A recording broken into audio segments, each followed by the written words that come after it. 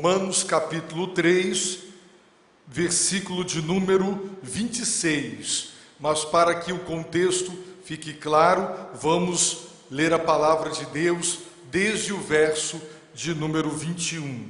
Assim diz a palavra de Deus: mas agora a justiça de Deus se manifestou sem a lei, atestada pela lei e pelos profetas, isto é, a justiça de Deus por meio da fé em Jesus Cristo para todos os que creem, pois não há distinção, porque todos pecaram e estão destituídos da glória de Deus, sendo justificados gratuitamente pela sua graça, por meio da redenção que há em Cristo Jesus, a quem Deus ofereceu como sacrifício propiciatório, por meio da fé, pelo seu sangue, para demonstração da sua justiça. Na sua paciência, Deus deixou de punir os pecados anteriormente cometidos, para demonstração da sua justiça no tempo presente, para que ele seja justo e também justificador daquele que tem fé em Jesus. Pai Santo, auxilia-nos, ó Deus, na compreensão da Tua palavra. Ó Espírito Santo de Deus, confere Teu testemunho, abre o nosso entendimento, para que a Tua luz possa banir todas as nossas trevas, e para que todos os nossos impedimentos caiam por terra, de maneira que esta semente santa, a Tua palavra, brote e germine no nosso coração. Em nome de Jesus. Amém. Meus irmãos, Deus é justo ou Deus é injusto? Hoje pela manhã, diversas vezes, lemos passagens que afirmam categoricamente a justiça divina. Deus é justo. Deus ama a justiça. Deus exige que os juízes humanos, quando julgarem, sejam justos, façam justiça, não aceitem peitas, subornos, não errem sendo injustos nos seus juízos. Por isso, Deus tem exigido que os juízes condenem os culpados e justifiquem ou inocentem os inocentes, absolvam os inocentes, deem razão para quem tem razão, direito para quem tem direito, punição para quem é digno de punição. Deus é justo.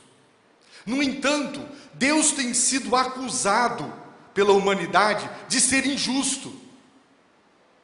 Por quê?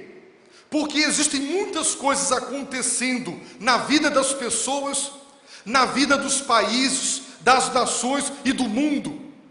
São tantas as injustiças, os sofrimentos, as desigualdades, as dores, e as pessoas são levadas a pensar onde Deus está.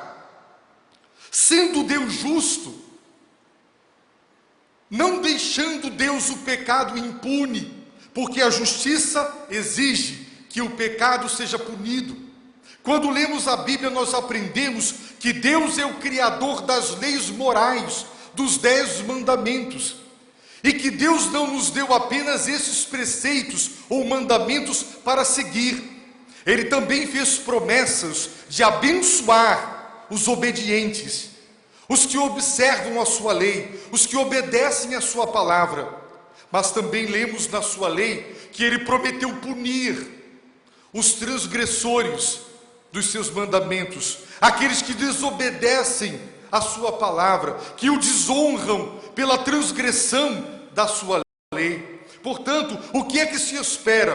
Que Deus honre e recompense os obedientes e fiéis, e que Deus puna e que a sua mão pese sobre aqueles que vivem em desobediência à sua palavra. No entanto, o que é que a realidade mostrava? No Salmo 73, um homem de Deus, piedoso, ele confessa que faltou pouco para ele cair, perder a fé, simplesmente porque ele levava uma vida piedosa, uma vida de oração, uma vida de santidade, de pureza, de retidão, de integridade. E ele estava sofrendo, enfrentando maus momentos na sua vida. No entanto, ele reparava uma outra coisa, que os ímpios, aqueles que viviam sem Deus, sem se importar para Deus, sem dar bola para Deus, sem guardar os mandamentos de Deus, pelo contrário, os ímpios que zombavam de Deus, dos mandamentos de Deus, e que viviam uma vida de completa desobediência a Deus e a sua palavra, estavam indo bem, prosperando, com saúde, tudo dando certo em suas vidas. E esta contradição o atingiu profundamente, e ele chegou a ponto de perder a fé. Por que os justos sofrem? Aparentemente Deus não os responde quando oram, quando clamam. Aparentemente Deus não liga para eles, não os protege, e ainda permite que suas vidas entrem em crise, passem por tribulações e sofram até tragédias, enquanto os ímpios estão florescendo, frutificando, indo de vento em popa. Onde está a justiça de Deus? Deus não prometeu punir os ímpios, Deus não prometeu recompensar os justos. Onde está a justiça de Deus? Então, meus irmãos, ele compreendeu, ao entrar num templo como esse em Jerusalém, que estas desigualdades, esses aparentes desequilíbrios na distribuição da justiça de Deus, seriam todos resolvidos no juízo final. Ele entendeu que, no fim, quando todos estivermos na presença de Deus, a justiça divina se manifestará e se revelará em toda a sua plenitude. E estas contradições supostas, elas serão desfeitas. Esses supostos desequilíbrios da justiça de Deus serão corrigidos. E os ímpios receberão o que merecem. E os justos também receberão o que merecem. Haverá um dia quando a justiça será plena e perfeitamente estabelecida. Essa foi a crise de Jeremias. Em Jeremias 12, verso 1, os irmãos observem o que o profeta Jeremias, ele declarou para o Senhor seu Deus. Ele disse: ó Senhor, tu és justo quando apresento minha causa perante ti. Contudo, desejo falar contigo sobre a justiça. Os irmãos observem sobre qual tema ele queria falar com Deus: sobre a tua justiça. Por que o caminho dos ímpios prospera? Por quê? Porque vivem em paz todos os que procedem de modo traiçoeiro. Jeremias enfrentou esta crise de observar e de crer na justiça divina, mas de não contemplá-la manifestando-se na vida dos seus contemporâneos. Jó viveu esse drama. Jó, meus irmãos, reconhecia que era um homem pecador, embora não estivesse vivendo no pecado. Portanto, ele não conseguia compreender e aceitar tanto sofrimento em sua vida. E os seus amigos lhe diziam: Jó, o sofrimento é castigo, e Deus castiga quem está em pecado. Se você está sofrendo, você está sendo castigado, e se você está sendo castigado, é porque você está em pecado. E Jó dizia: eu sei que sou um pecador, mas eu não estou vivendo uma vida de pecado. Portanto, não há nada que explique, que justifique o fato de eu estar amargando estas dores, estas perdas e esses sofrimentos. Deus é injusto ou Deus é justo? Se Ele prometeu punir os ímpios e recompensar os justos, então por que Ele não tem feito isso? O apóstolo Paulo diz, na sua paciência, é a última frase do verso 25 do capítulo 3 de Romanos, na sua paciência, Deus deixou de punir os pecados anteriormente cometidos. Deus, meus irmãos, jamais anulou o seu juízo, jamais fez vista grossa para o mal. Deus nunca suspende e anula a sua justiça. Temporariamente, por causa do seu amor, da sua paciência e da sua tolerância, Deus deixa de punir os pecadores e seus pecados. E essa tolerância, essa suspensão temporária, só tem um único propósito: fazer com que as pessoas caiam em si, se arrependam para serem perdoados.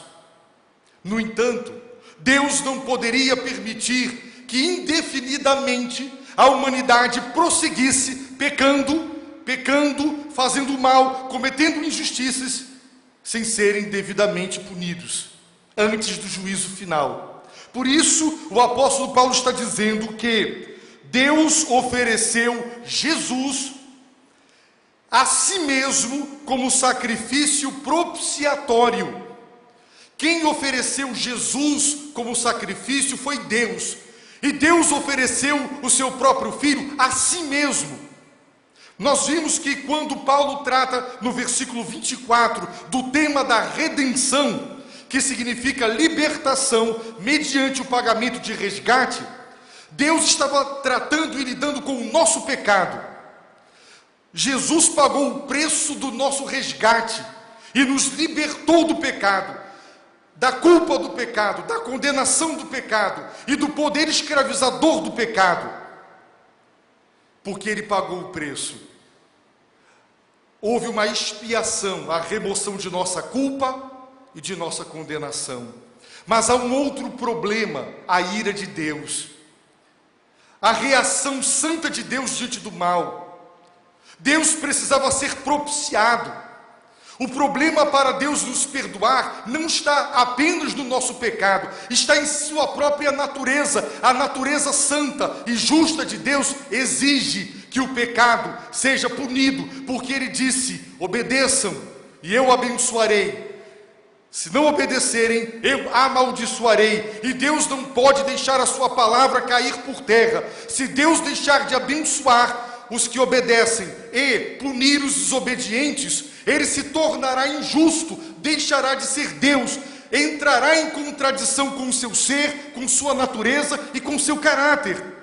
E Deus não é assim. Por isso, a sua ira precisava ser aplacada ou desviada. E como foi que Deus tratou ou lidou com a sua reação para com o pecado e o mal? Ele mesmo ofereceu o seu próprio Filho como um sacrifício propiciatório, cujo propósito era fazer propiciação, tornar Deus propício, favorável, apaziguar a Deus. Mas há uma diferença absoluta entre propiciar a Deus, o próprio Deus propiciando-se a si mesmo por intermédio do seu Filho, e aquilo que nós lemos nas religiões pagãs, quando alguma calamidade acontecia e as pessoas ofereciam vegetais, comidas, animais e até seres humanos em oferendas aos deuses caprichosos, que por qualquer motivo mais tolo e estúpido possível, possuídos de acesso de cólera e ira, se voltavam contra os homens. Então os homens tentavam apaziguar, propiciar os deuses. Na Bíblia não, é Deus quem está, Ele mesmo, propiciando-se a si mesmo por intermédio de seu Filho. Nós não podemos apaziguar a Deus e nem propiciar a Deus. Só Deus pode fazer isso. Os irmãos se lembram da história de Jacó? Quando ele volta com muitos animais, com muito gado e com uma família numerosa da casa do seu cunhado, da casa do seu sogro. E ele se lembra na volta de que seu irmão Esaú, quando ele deixou a sua terra, o tinha jurado de morte. Ele manda mensageiros a Esaú, dizendo: estou de volta com uma grande família e com muitos rebanhos. E sabe o que ele ouve? Esaú vai ao seu encontro com 400 homens, um exército, e ele imaginou: ele vai se vingar de mim.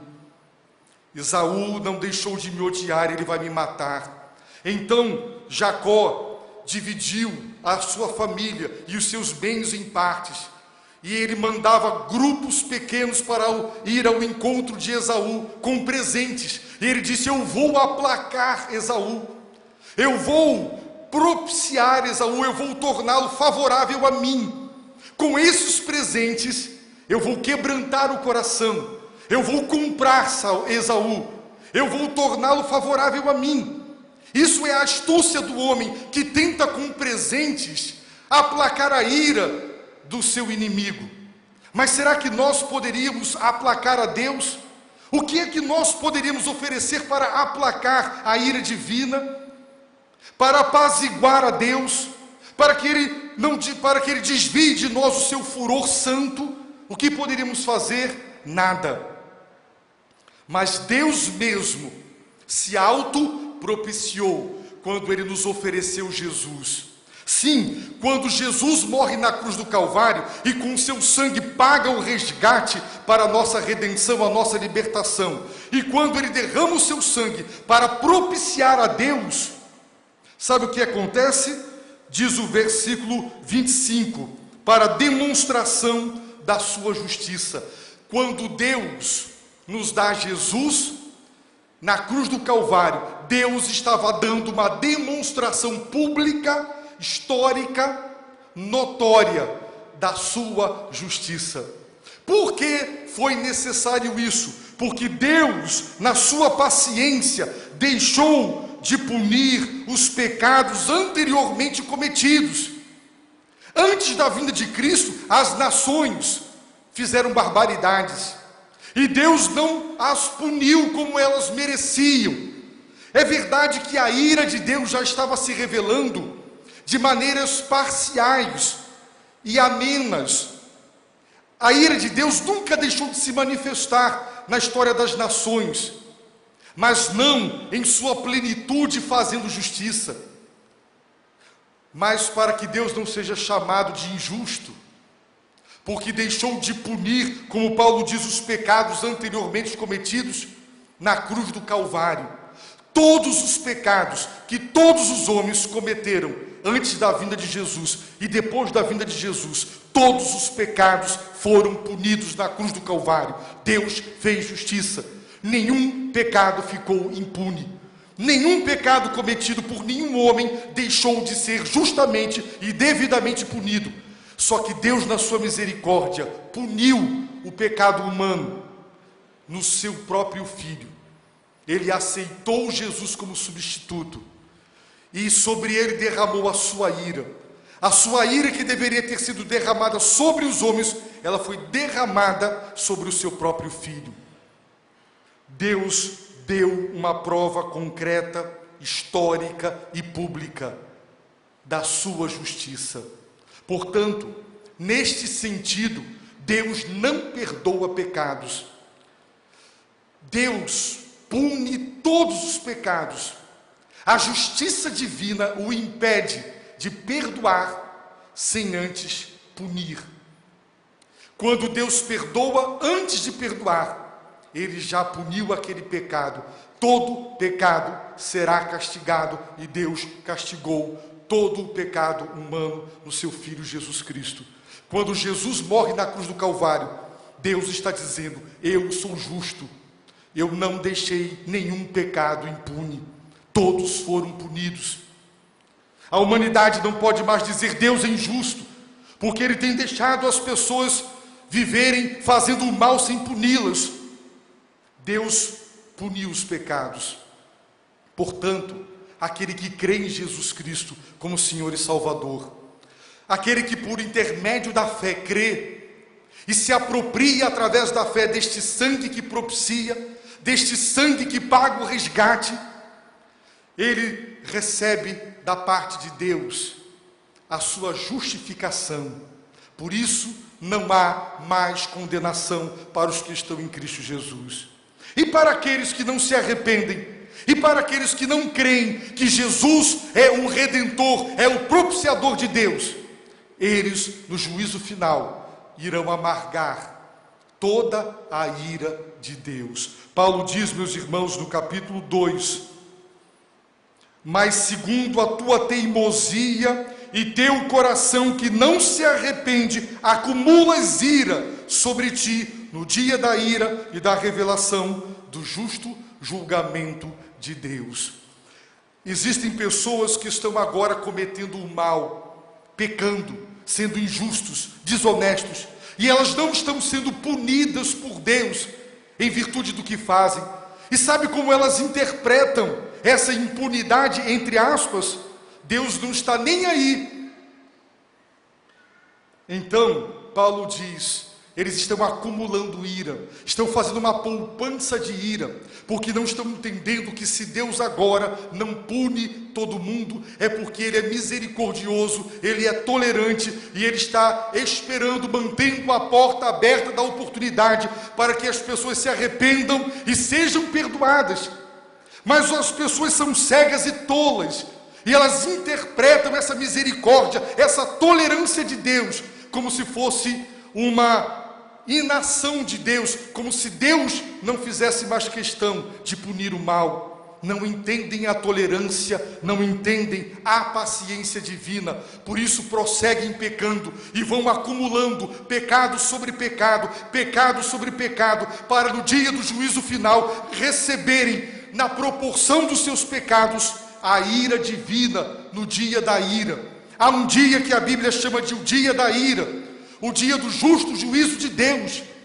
Portanto, nenhum de nós queiramos encarar a Deus nesse dia. Pelo contrário, nós precisamos agora do perdão. E esse perdão e a justificação, que é o oposto da condenação, nós podemos receber agora, aceitando Cristo como Salvador e Senhor e crendo. Não devemos deixar que as injustiças que estão imperando no mundo nos afastem de Deus, façam com que pensemos que Deus não está nem aí, que Deus não liga para nós, e que não faz a menor diferença entre ser consagrado e não ser. Tem pessoas que dizem, veja, as pessoas que não têm Deus vivem no pecado, nada acontece. Mas quando um crente peca, olha lá como ele é punido. É claro, Deus disciplina a quem ama.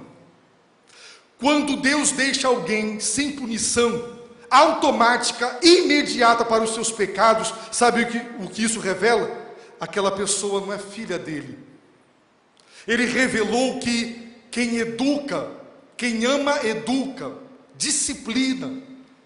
Quando um crente faz o que um ímpio faz, ele recebe logo a punição divina, porque quando Deus ama, Deus disciplina. Ele disse que a falta de disciplina é evidência de falta de amor paterno. Por isso que tem pessoas que fazem tudo e se dão bem. O crente vai lá e se dá mal. Por quê? Porque Deus o ama e o disciplina para que ele se arrependa e para que ele creia. Meus irmãos, Deus é justo, e para demonstrar a sua justiça, Ele ofereceu Jesus. Na cruz do Calvário, Jesus Cristo está recebendo a justiça, a ira de Deus. Deus está punindo todo o pecado e está dizendo a toda a humanidade, eu sou justo. Nenhum pecado ficará sem punição, ele foi punido.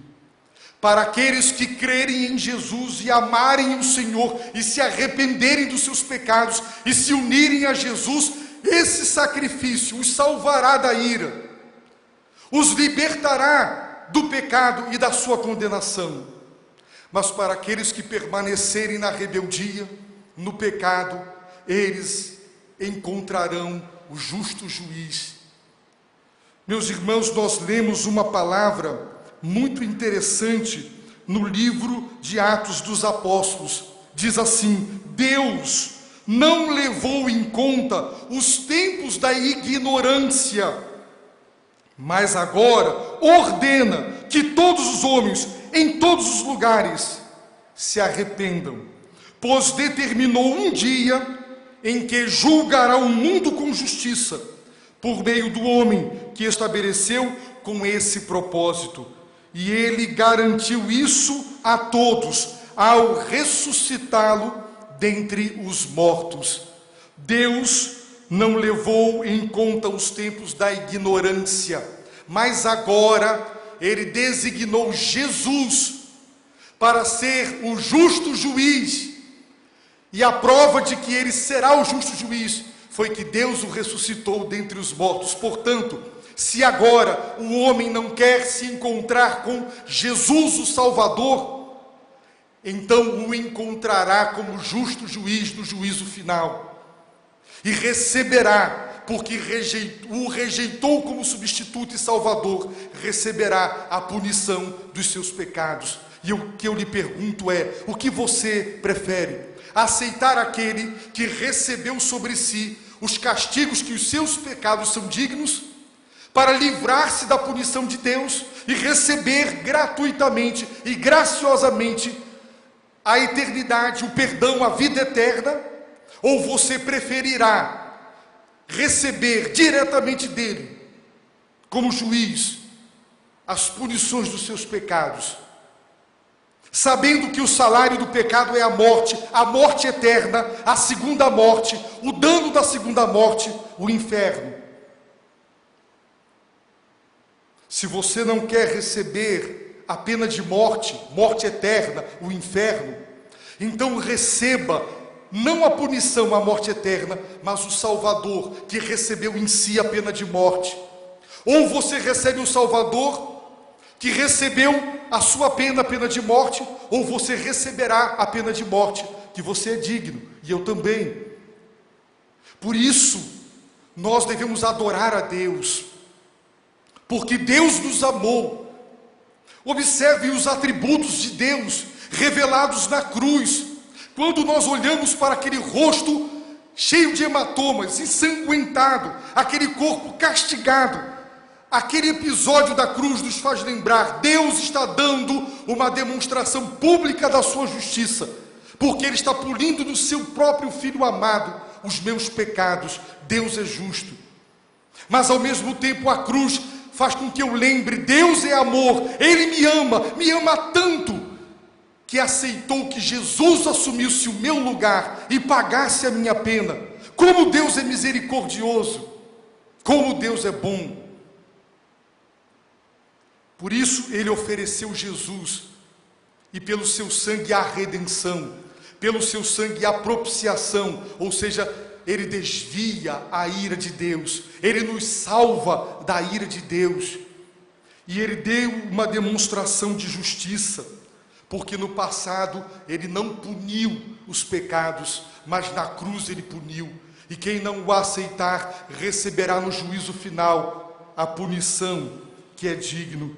Então, o apóstolo nos explica na segunda metade do verso 26, que com a expressão para que, indicando o propósito, Ele seja justo e também justificador daquele que tem fé em Jesus. Deus nos deu Jesus na cruz do Calvário, e nele operou redenção. Por intermédio dele e da sua morte, o seu sangue pagou o resgate da nossa libertação. Deus operou propiciação na cruz, porque com o sangue de Cristo a sua ira foi desviada. E sobre esta base da redenção e da propiciação da cruz, Deus está fazendo duas coisas. Ele está dizendo: eu sou justo, não deixei o pecado impune. E eu sou o justificador. Eu sou aquele que é capaz de inocentar o pecador, absolver o pecador, perdoar o pecador. Só eu posso fazer isso. E a justificação, ou seja, a absolvição, o ato divino de nos declarar inocentes e com direito à vida eterna, é gratuito. Para nós não teve preço, para ele teve, e é gracioso, é bondade dele, é demérito nosso. Portanto, em quem você confia para se apresentar diante de Deus no juízo final? Você confia em si? Em suas obras? Você está tentando obter mérito pela sua obediência? Então você ficará sempre na seguinte expectativa: será que eu tenho obedecido o suficiente? Se você confia nas obras de caridade, de bondade que você pratica, você irá para o juízo final com a seguinte pergunta: pratiquei todas as obras suficientes que lá no juízo farão com que Deus me diga inocente?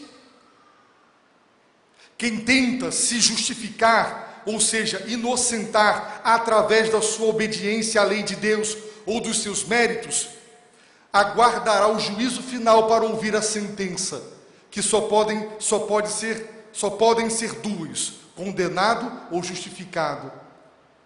Mas Paulo diz que agora Deus antecipa o juízo final. Agora, aquele que crê agora recebe a declaração forense, judicial, ouve pela fé um veredito divino. Quando você crê em Jesus como Salvador e Senhor, agora Deus antecipa a sua sentença do juízo final. Ele diz: você, aos meus olhos, é justo, é inocente, não tem pena para pagar, está absolvido, você obedeceu a minha lei, você tem direito ao céu. Com que base Deus pode inocentar-nos sem ser injusto? Porque Ele nos concede a justiça do seu Filho. É pelo sangue de Cristo onde há redenção. É sobre a base do sangue de Cristo onde há propiciação. É sobre a vida de obediência de Cristo, a lei divina, satisfazendo a justiça divina, que Ele pode dizer agora: você está perdoado, eu te inocento, eu te absolvo, você está salvo. Portanto, observem bem: quem quer se salvar irá aguardar o juízo para ouvir o veredito. Quem agora crê, recebe agora o veredito. E por isso tem paz, porque morre com uma certeza, embora pecador indigno, por causa da justiça de Cristo, que Ele me concede como dom, e sobre os méritos dEle, da sua obediência, Deus me salvou, Deus me declara inocente, Deus me absolveu de minha culpa, Deus me livrou de minha condenação. E apesar de pecador, morro na fé, porque sei que Deus não é um homem para mentir. Essa é a diferença daquele que crê para aquele que não crê. Quem crê é justificado e morre com fé. Eu tenho tido a oportunidade de ver pessoas partindo alegres. Dalimar me lembrou outro dia de um irmão querido, quando nós estivemos e entramos no leito. Ele estava à beira da morte, e ele bateu com as mãos uma na outra, dizendo: pastor, estou pronto para partir, com um sorriso no rosto, apesar da dor e do estado terminal de câncer no qual ele se encontrava. Por quê? Porque ele tinha certeza que o juiz, o justo juiz, já havia lhe dado o veredito: inocente, absolvido, perdoado, sem culpa, sem condenação, por causa de Jesus. Por isso Paulo está dizendo que Deus fez justiça na cruz, porque o mundo está cheio de injustiça, e as pessoas estão culpando a Deus e dizendo: Deus é injusto, porque tem pessoas boas sofrendo, e tem pessoas más se dando bem. E a resposta da Bíblia é: aguarde o juízo final, tudo será equilibrado, todo o mal será devidamente punido, e todos os justos serão devidamente recompensados. Mas se você quer agora receber de Deus o perdão, Se você quer ouvir agora de Deus o veredito da sua salvação, então creia, porque o texto está dizendo que Ele é justificador daquele que tem fé em Jesus Cristo. E eu lhe pergunto, você crê em Jesus Cristo como seu Salvador? Você crê que Ele é o Filho de Deus, o justo? Que Ele obedeceu, que Ele estava no céu, que Ele se encarnou, que Ele viveu uma vida pura, santa, em perfeita e plena obediência a todos os mandamentos de Deus? Ele nunca pecou, por isso foi qualificado por sua própria justiça para ser o nosso substituto, e que na cruz Ele pagou do nosso lugar a pena que era nossa. Você crê nele? Você crê que o que Ele fez foi redenção? Você crê que o que Ele fez foi propiciar a Deus por sua causa? Aquele que crê em Jesus é justificado, é inocentado, é absolvido, é libertado do pecado e da sua condenação. Então creia em Jesus, receba-o agora, encontre-se agora com Ele como seu Salvador, porque um dia você o encontrará como justo juiz, porque Ele julgará com justiça, e Ele dará a cada um o que é devido. E sabe o que é que Ele nos deve? Ele nos deve a morte eterna, porque é isso o que nós somos dignos. Nós podemos agora crer para receber o perdão. Como Deus é bom, antecipar o seu juízo final e nos dar paz no coração. Se você ainda não aceitou Jesus como seu único e suficiente Salvador, se o seu coração ainda está dividido entre Jesus e mais um santo, Jesus e mais uma entidade, Jesus e mais um intermediário ou intermediária, se você ainda está dividido entre os méritos de Cristo e o seu, as obras de Cristo e as suas, não há solução para você. Mas se você se lançar total e exclusivamente nos braços de Cristo, confiando nele e somente nele, Ele é o único mediador entre Deus e os homens. Só no seu sangue há redenção, libertação, propiciação. É Ele quem nos salva da ira de Deus. Só, não há outro, não há mais ninguém. Creia, arrependa-se nesta noite, creia em Jesus. E agora convide-o para entrar no seu coração e diga: Jesus, pela tua palavra eu creio que tu és o meu Senhor e o meu Salvador, e eu estou lhe pedindo por misericórdia, concede-me a tua justiça, concede-me o teu mérito, e sobre ele me perdoa, me salva. Diz agora no meu coração: eu estou perdoado, você está perdoado, você está liberto, você é meu. Se você orar assim, a Bíblia promete, Deus o salvará.